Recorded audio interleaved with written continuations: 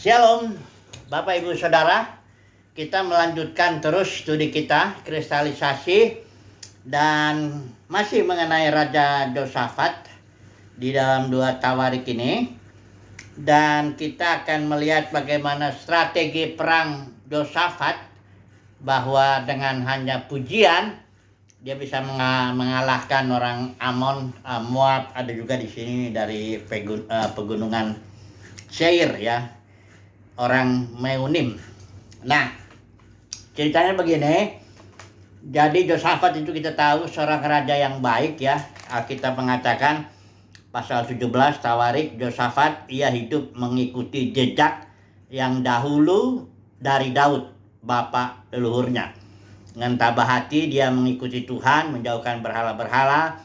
Dia menyuruh pembesar-pembesarnya untuk mengajar rakyat di kota-kota Yehuda ya, dan juga dia mengadakan yang menjadi kuat lah ya. Tapi ada kelemahannya di sini. Yosafat bersekutu ya, berkoinonia dengan Raja Ahab, dikatakan ini menjadi besan dianya, besan Ahab, dan karenanya dia mengunjungi besannya itu. Dan kita tahu perang di Ramot Gilead yang menyebabkan Raja Ahabnya itu mati. Tapi Yosafat sudah hampir juga dia diserang oleh tentara Aram, tapi syukurlah Tuhan menolong ya. Di sini dikatakan Yosafat berteriak dan Tuhan menolongnya.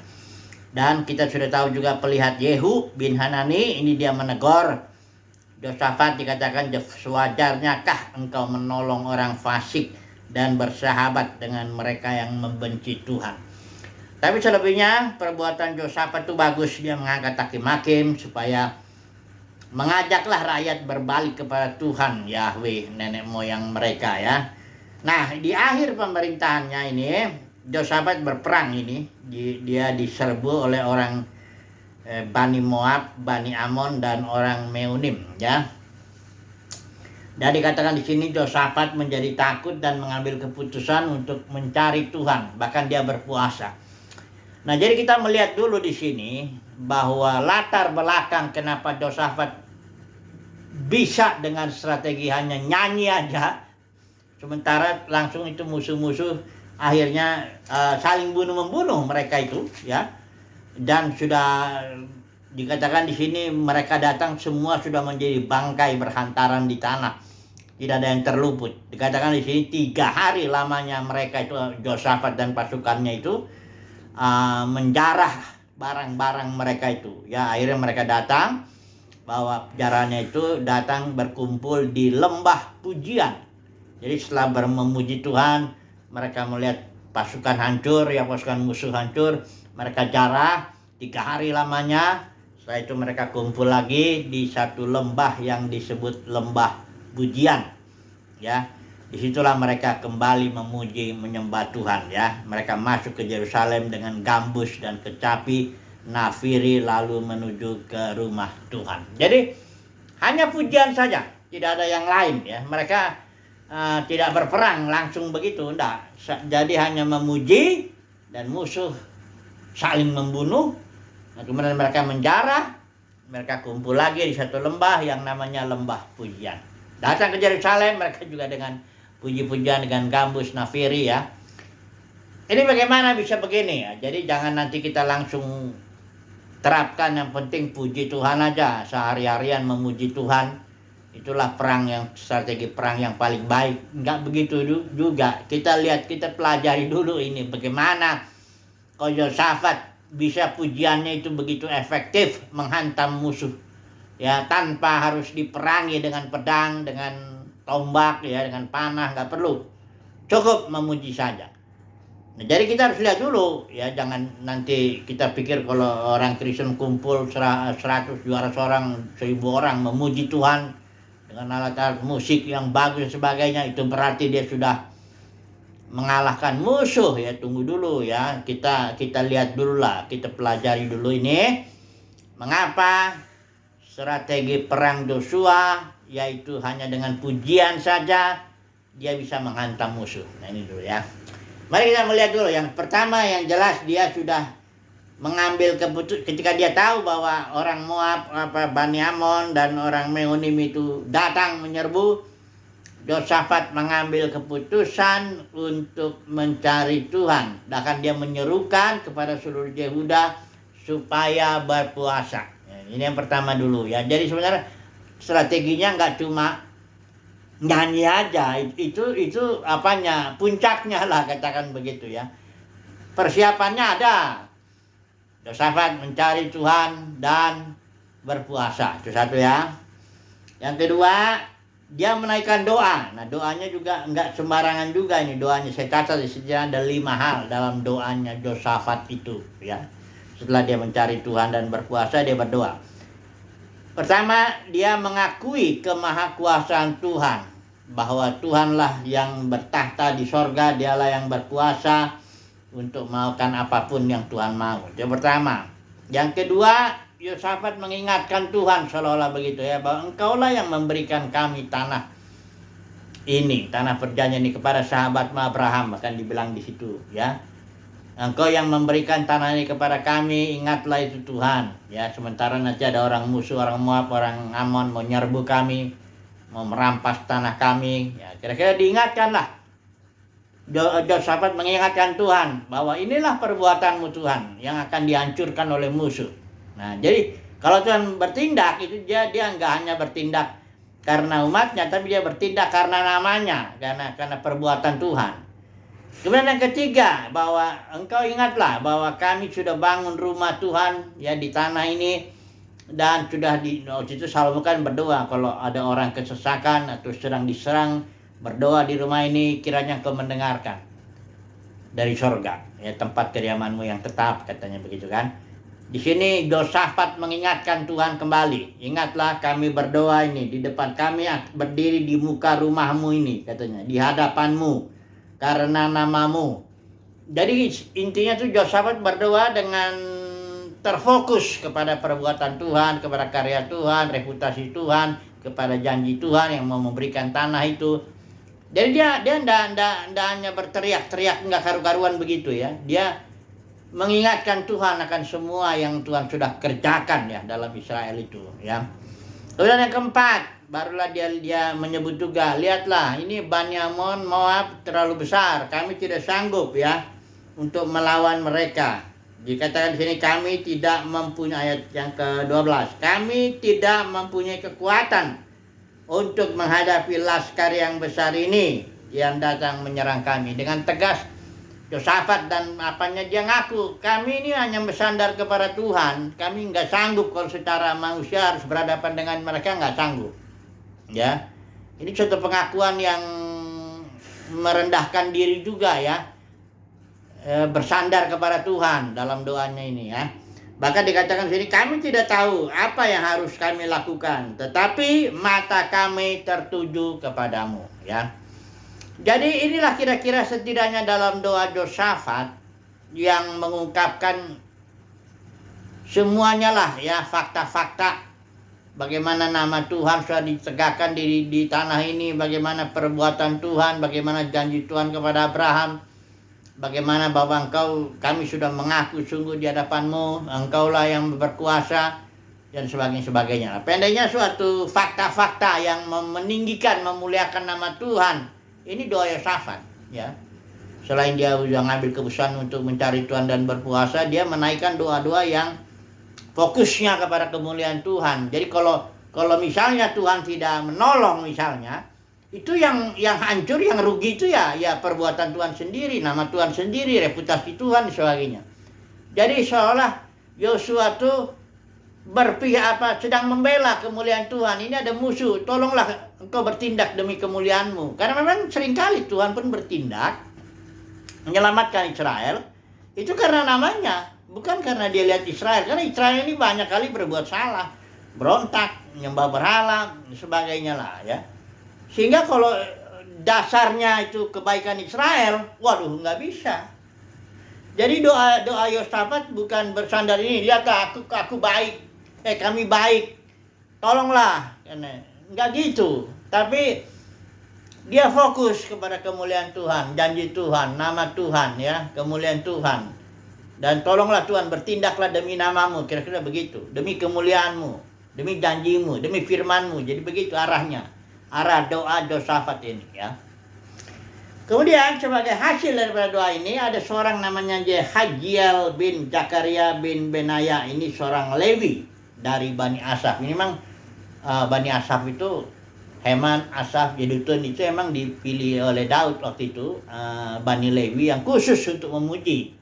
Daud membuat aturan kan, dia bikin alat musik juga untuk memuji ya, imam-imam juga nanti niup nafiri dan sebagainya. Ada yang mempersembahkan korban. Nah ini ada seorang namanya Jehaziel, dia dihinggapi roh Tuhan, dia berkata begini, camkanlah hai seluruh Yehuda dan penduduk Yerusalem dan Tuanku Raja Yosafat. Beginilah firman Tuhan. Nah, ini. Jadi begitu Yosafat menaikkan doa, permohonan itu sungguh-sungguh di hadapan Tuhan, kemudian datang firman Tuhan. Ya, datang firman Tuhan. Apa firmannya ini? Intinya begini. Janganlah kamu takut dan terkejut karena laskar yang besar ini. Sebab, perhatikan ini, bukan kamu yang akan berperang, melainkan Tuhan. Jadi sudah datang dulu firman Tuhan. Bukan kamu yang berperang, tapi Tuhan. Nah, barulah di sini Yosafat akhirnya mengambil keputusan. Dia berunding, ayat 21 ya. Setelah ia berunding, Yosafat yang berunding dengan rakyat ya, ia mengangkat baru orang-orangnya akan menyanyi nyanyian untuk Tuhan dan memuji Tuhan dalam pakaian kudus yang semarak pada waktu mereka keluar di muka orang-orang bersenjata. Ada juga orang-orang datang pasukan bersenjata, tapi yang nggak bisa melawan itu. Tapi di sini ada yang grup yang menyanyi, ya, memuji Tuhan. Nyanyiannya, nyanyikanlah nyanyian syukur bagi Tuhan bahwasanya untuk selama-lamanya kasih setianya. Nah, ketika mereka mulai bersorak-sorai ayat 22 dan menyanyikan nyanyian pujian, dibuat Tuhanlah penghadangan terhadap Bani Amon dan Moab dan orang-orang dari pegunungan Seir yang hendak menyerang Yehuda sehingga mereka terpukul kalah. Jadi ketika pujian dinaikkan, Tuhan bikin penghadangan di sana. Ya, pokoknya terpukul kalah dan mereka saling membunuh, kira-kira begitulah. Sehingga waktu Yosafat datang itu udah bangkai semua, udah mayat semua. Dan mereka tinggal menjarahnya selama 3 hari karena begitu banyaknya jarahan itu, ya. Jadi kita lihat di sini pujian Yosafat ini atau strategi perang Yosafat ini yang hanya memuji saja itu ndak sembarang aja, ya nggak langsung Joshua ayo kita muji aja Tuhan pasti berperang lawan musuh, gak gitu aja, ada urutannya. Yang pertama Yosafat jelas sudah mencari Tuhan, dia sudah mengambil keputusan mencari Tuhan dan berpuasa, ya itu dulu yang pertama langkah yang dibikin Yosafat ini. Kedua, dia menaikkan doa yang memuliakan Tuhan, fokus kepada perbuatan Tuhan, fokus kepada nama Tuhan, ya, kepada janji Tuhan yang sudah mau memberikan tanah ini. Yang kedua itu ya. Baru yang ketiga itu ada datang firman Tuhan lewat Jehaziel ini ya, bin Zakaria orang Lewi ini, yang mengatakan jangan takut, kamu tinggal diam di sini, katakan sebab bukan kamu yang akan berperang melainkan Tuhan. Jadi udah datang firman Tuhan, barulah Yosafat bertindak atas dasar firman Tuhan itu. Yaitu dia berunding dengan rakyat. Gimana? Kita bikinlah ya kelompok pujian. Selain memang kita juga punya pasukan, walaupun pasukannya nggak imbang. Pokoknya kita punya, ada juga pasukannya di situ ya. Tapi yang penting ini kita bikinlah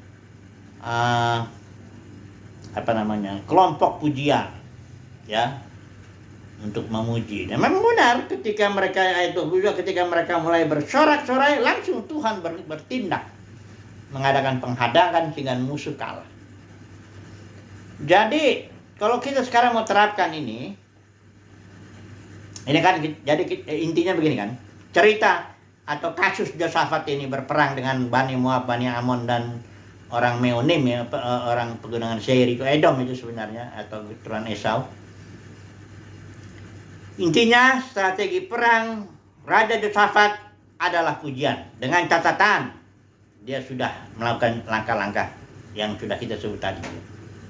Nah, sekarang kita terapin ke dalam konteks perjanjian baru, ke dalam konteks gereja saat ini.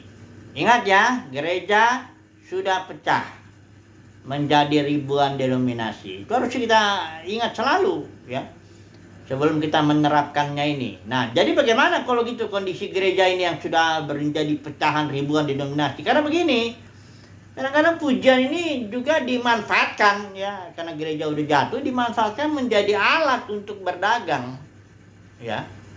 Puji-pujian ya untuk narik orang, misalnya satu denominasi dia mau bikin acara supaya, atau setiap kebaktian minggu bisa barangkali untuk menghadirkan orang ya, dengan pujian, dengan musik yang bagus, bahkan kadang-kadang dikirim dia panggil artis yang apa, atau apa pemusik-pemusik yang apa, tapi nggak tahu apakah dia hidupnya itu sungguh-sungguh ikut Tuhan atau tidak. Pokoknya pandai bermain musik, pandai bernyanyi ya. Jadi sudah menjadi alat pujian itu untuk menarik orang. Jadi itu kalau gereja, karena gereja udah jatuh jadi begitu ya, jadi banyak apanya, istilahnya kalau orang Medan bilang cengkunek. Jadi udah nggak murni lagi, nggak muji Tuhan lagi, nggak murni, nggak kayak Yosafat lain. Jadi jangan disamakan langsung kalau gitu. Strategi kita di sini ya dalam kekristenan ya kita nyanyi aja ya, nggak bisa gitu ya. Juga di sini Yosafatnya waktu dia berkumpul, bernyanyi, berkumpul mereka ya, itu mereka sudah lebih dulu melakukan langkah-langkah. Mereka sudah berpuasa di seluruh Yehuda ini, diminta sama Yosafat datang mengambil pusat untuk mencari Tuhan, dan mereka menyerukan kepada seluruh Yehuda supaya berpuasa. Jadi perkumpulan itu enggak asal kumpul begitu aja, enggak. Mereka adalah orang-orang yang sudah ambil keputusan untuk cari Tuhan dan berpuasa. Dan juga ini kelompok ini sudah menaikkan doa yang begitu memuliakan Tuhan itu, doa Yosafat. Dan kemudian kelompok ini pun sudah dapat firman Tuhan lewat Yahziel ini, bahwa bukan kamu yang berperang, tapi Tuhan yang berperang. Nah, barulah mereka mengambil keputusan, ayo kita bikin kelompok yang untuk memuji Tuhan di sini. Yosafat berunding ya dengan rakyat, dia mengangkat orang-orang yang akan menyanyi nyanyian untuk Tuhan. Lalu jangan disamakan dengan kumpulan yang di sini, karena di sini ada persyaratan juga berkumpul itu ya. Dikatakan firman Tuhan, 2-3 orang berkumpul dalam namaku, baru Tuhan hadir di situ. Berkumpul dalam nama Tuhan. Nama Tuhan itu simbol daripada perbuatan Tuhan, reputasi Tuhan, karya Tuhan, kemuliaan Tuhan, karakter Tuhan. Jadi kalau orang berkumpul dalam kemuliaan Tuhan itu baru Tuhan hadir di situ. Tapi kalau 1.000 orang, 2.000 orang kumpul tapi nggak karu-karuan, dalam hidupnya pun nggak pernah cari Tuhan, nggak pernah jalankan puasa lah, entah apapun, semua dikerjakan ngawur-ngawur. Terus mau kumpul muji Tuhan gitu, terus hadir Tuhan, nggak juga. Tuhan tuh nggak bisa dipaksa-paksa ya, dengan memuji. Pokoknya kita nyanyi aja. Nanti Tuhan datang ya, Tuhan bertahta di atas pujian. Yang mana pujian yang gimana, itu yang harus ditanyakan ya. Pujian yang gimana yang membuat Tuhan itu hadir. Sama seperti tabut itu, tabut Elohim itu simbol daripada kehadiran Tuhan, tabut itu, tabut perjanjian itu. Tapi ketika Israel itu berperang sama Filistin, dan waktu itu zaman memang kacau.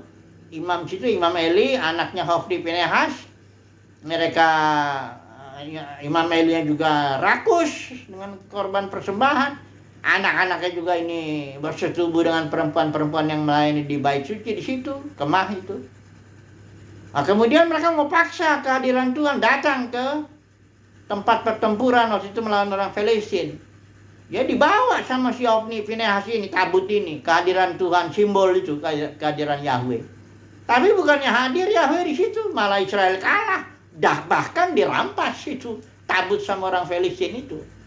Jadi tidak bisa maksa-maksa Tuhan, itu nggak bisa. Tuhan, kita harus mengikuti aturan main ya. Sama itu kayak Yohanes yang di Matius 7 ayat 21-23 itu. Itu orang-orang yang melakukan mujizat demi nama Tuhan, bernubuat demi nama Tuhan, mengusir setan demi nama Tuhan. Itu betul, tapi dia tidak main aturan. Ada istilah anomia itu, lawlessness. Ketiadaan aturan, ketiadaan hukum. Sehingga Tuhan nolak dia. Kayak Musa juga itu, waktu Musa pukul batu kan mujizatnya terjadi. air keluar dari batu. Tapi Musa ditolak karena dia tidak dia sedang marah, itu pahit dia. Di kitab Mazmur dibilang orang Israel yang bikin Musa pahit sehingga Musa teledor dengan kata-katanya. Jadi sekali lagi, perkumpulannya Yosafat itu adalah perkumpulan yang katakanlah ya, perkumpulan orang yang dalam dimensi yang lain. Nah, sekarang saya mau jelasin bahwa gereja karena sudah pecah menjadi ribuan denominasi. Ini saya mau jelasin dulu mengenai Sion ya dengan Babel ya. Dulu kita baca dulu di kitab Mazmur. Ini ada cerita pada waktu Israel dibuang ke Babel itu ya, setelah Yosua itu beberapa raja lagi terus itu, habis ada raja yang terbaik sebelum pembuangan itu Yosia namanya. Lalu ada di situ Yoyakin Yoyakin, baru Yoyakim, baru Sedekia, baru akhirnya dibuang ke Babel. Nah, di Mazmur 137 ada tertulis begini. Di tepi sungai-sungai Babel, di sanalah kita duduk sambil menangis apabila kita mengingat Sion. Ayat 4. Bagaimanakah kita menyanyikan nyanyian Tuhan di negeri asing? Ini lihat, perhatikan. Kondisi atau perkumpulan Israel di Babel tidak bisa menyanyikan nyanyian Tuhan. Ya. Lain dengan kumpulan Yosafat. Kumpulan Yosafat ada di Yerusalem, ada di tanah perjanjian lah ya kan. Dalam kondisi mereka itu berseru, bersandar Tuhan, memuliakan dan sebagainya. Mereka bisa menyanyikan pujian yang memberi efek menghantam musuh. Kalau ini yang di Babel, ya bagaimana katanya kita bisa menyanyikan nyanyian Tuhan di negeri asing? Nggak mungkin. Barulah setelah mereka dibawa pulang kembali ke Israel. Nah, sini Mazmur 126. Ketika Tuhan memulihkan keadaan Sion, keadaan kita seperti orang-orang yang bermimpi. Pada waktu itu mulut kita penuh dengan tertawa dan lidah kita dengan sorak-sorai. Nah, baru mereka bisa memuji Tuhan di kota Sion, di tanah perjanjian. Jadi menaikkan pujian yang berkenan di hadapan Tuhan, menaikkan pujian yang bisa menghantam musuh, itu enggak sembarangan aja. Ya, harus kita ini hidup dalam dimensi mana? Apakah dimensi Sion atau dimensi Babel pembuangan? Nah, kalau saya melihatkan berkali-kali saya bilang, gereja yang pecah menjadi ribuan denominasi itu sama seperti Israel yang dibuang ke Babel itu. Babel itu sistem pemerintahan manusia, di mana di situ rajanya Nebukadnezar itu, ya. Di Wahyu pasal 7 itu di situ ada seorang perempuan duduk di atas binatang ya. Itu binatang itu simbol pemerintahan manusia. Jadi perempuan yang katakanlah dikuasai oleh sistem pemerintahan manusia, ya. Itu denominasi itu mirip dengan begitu, karena denominasi itu adalah karena campur tangan pemerintahan manusia masuk ke dalam pemerintahan ilahi. Akhirnya bercampurlah itu Babel, itu campur aduk. Jadi denominasi itu campuran antara sistem pemerintahan manusia dan sistem pemerintahan ilahi. Nah, dalam kondisi di Babel, nggak bisa menaikkan pujian seperti Yosafat, itu nggak bisa. Nggak efektif. Walaupun panggil artis yang bagus kayak, mau panggil pemusik yang bagus kayak, mau panggil MC yang bagus, yang kayak gimana, kayak nggak bisa. Karena dimensinya udah beda. Ini dimensi Babel. Kalau sementara Yosafat itu dimensi Sion. Ya. Jadi pertanyaan sekarang, gimana dong sekarang kita ini supaya bisa menaikkan puji-pujian yang bisa menghantam musuh? Ya. Ya kita harus dalam kondisi dimensi Sion. Kita nggak boleh dikuasai oleh sistem pemerintahan manusia. Makanya dalam Wahyu pasal 18 ayat 4 itu dibilang, hai umatku keluar dari mereka itu.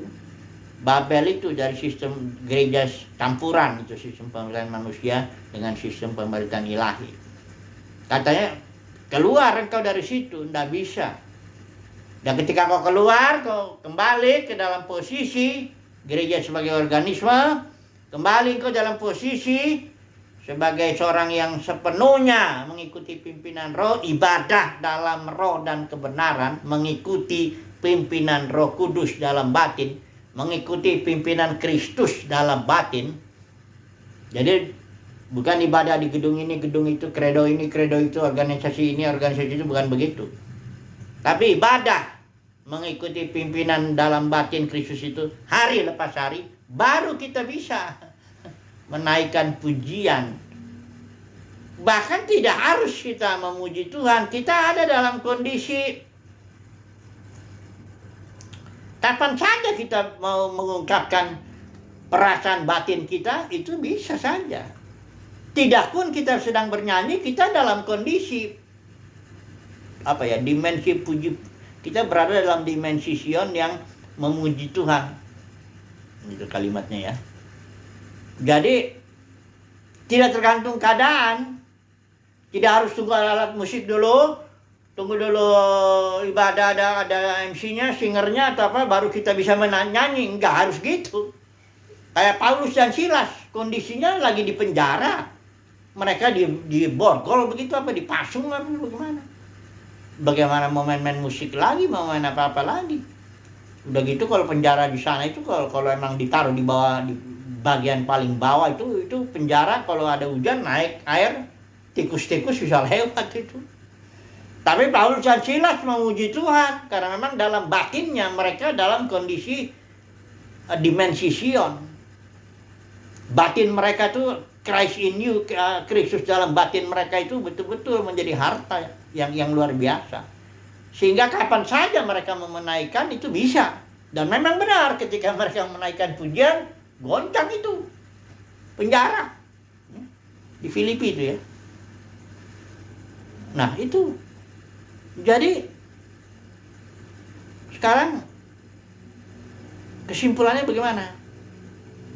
Memang strategi ini saya rasa ini puncak daripada strategi perang ya.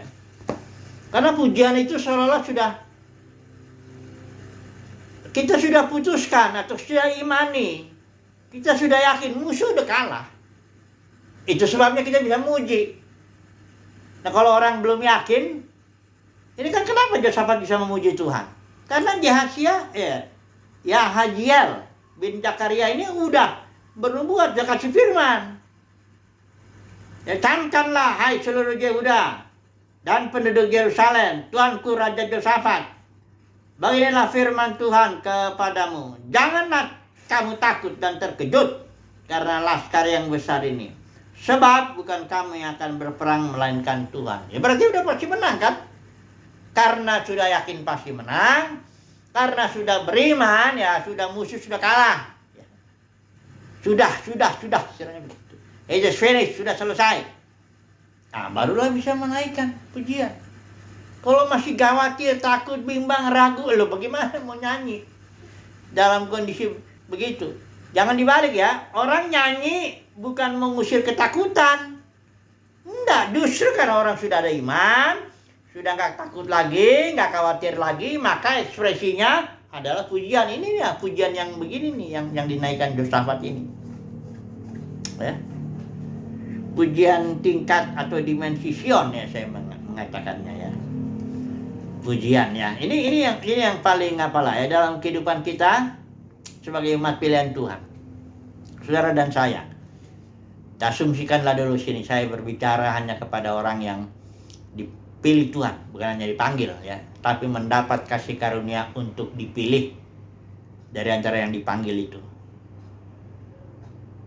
Kita sepenuhnya berada dalam pengaturan Tuhan. Kenapa? Tidak ada manusia yang mengatur kita. Ya, kita sepenuhnya berserah kepada pengaturan Roh Kudus dalam batin. Kita sepenuhnya hari lepas hari belajar mengikuti pimpinan dalam batin. Kita ibadah di dalam roh dan kebenaran seperti Yohanes pasal 4 itu Yesus berkata kepada perempuan Samaria. Dalam kondisi seperti itu sekalipun kita belum sempurna, pujian kita beda dengan pujian yang dalam kondisi campur aduk sistem pemerintahan manusia. Ya, nggak bisa. dalam dimensi Babel, tidak sama itu ya. Jadi kesimpulannya puji Tuhan lah ya, bahwa oleh kasih karunia Tuhan kita bisa bukan hanya dipanggil tapi dipilih juga. Nah ketika kondisi itu, mari kita belajar setia untuk memuji Tuhan. Kapan aja ada gerakan dari dalam batin untuk memuji Tuhan, ya kita puji di situ dengan nyanyi. Kalau nggak bisa main alat musik nggak apa-apa. Ini bukan soal nyanyiannya lagu apa, bukan soal musiknya musik apa. Ini soalnya kondisi batin kita itu bagaimana, itu dia apanya yang menentukan. Kalau kita sebagai umat pilihan Tuhan, kondisi batin kita adalah dipenuhi oleh Kristus, Kristus memimpin hidup kita, ya sudah, kapan saja kita nyanyikan lagu apa saja yang Tuhan gerakkan kita nyanyikan, atau bahasa apa saja yang keluar dari lidah kita itu memuji Tuhan, itu akan memberi efek menghancurkan musuh-musuh ya. Puji Tuhan lah ya, haleluya, amin.